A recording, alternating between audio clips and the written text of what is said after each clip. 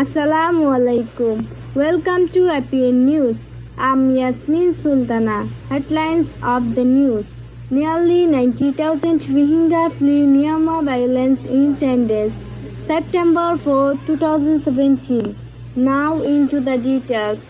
UN says 87,000 members of persecuted Muslim community have crossed into Bangladesh since violence erupted on August 25. Nearly 90,000 Rohingya Muslims have fled to Bangladesh in the last 10 days, uprooted by reported rapes, murders, and acts of arson by the Myanmar army. Viventan, regional spokesperson for UNHCR, told Al Jazeera on Monday that women, children, and the elderly made up the bulk of the 87,000 who had crossed into Bangladesh since violence erupted on August 25. We are seeing many pregnant women, newborn babies, and the elderly make their way to relief camps on the Bangladeshi side of the border, she said. Sadly, we are also hearing from many of them that they haven't eaten in days, viewed by the UN and the US as one of the world's most persecuted minorities.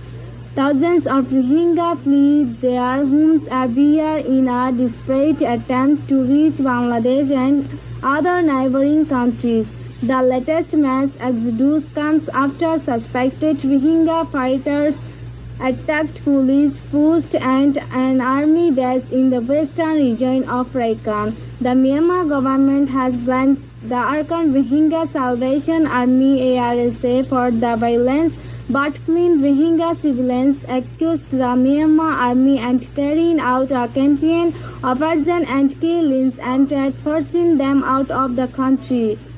Tan told Al Jazeera that the latest figure of 87 Rohingya did not include refugees who had fled to previous decades or those who had set up temporary shelter in no man's land, an area between the Bangladesh and the Myanmar border.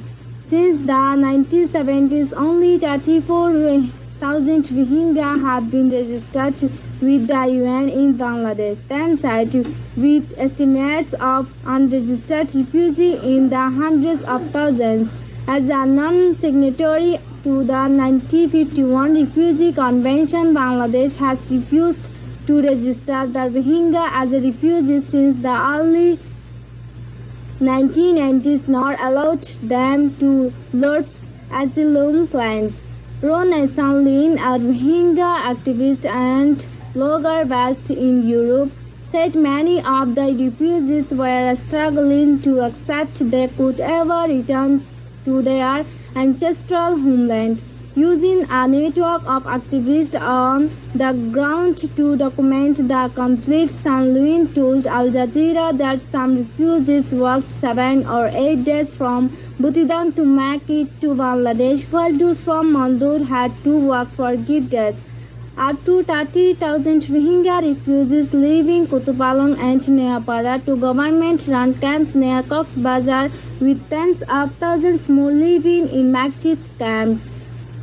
All of them are very weak, dehydrated and hungry, and the Bangladesh government is not helping their situation at all. Unless the Bangladesh government opens the border, they are receiving these refugees unofficially, and it's unlikely they'll ever be able to return to their homeland officially. Videos uploaded on social media showed dozens of men, women and children hiding in Myanmar's jungle after security forces reportedly destroyed their village. In a separate video, a Rohingya woman said she and her family had not eaten in days. We are also hearing reports of several villages facing shortage of food. Lynn said, if things continue as they are, people could start starving to death.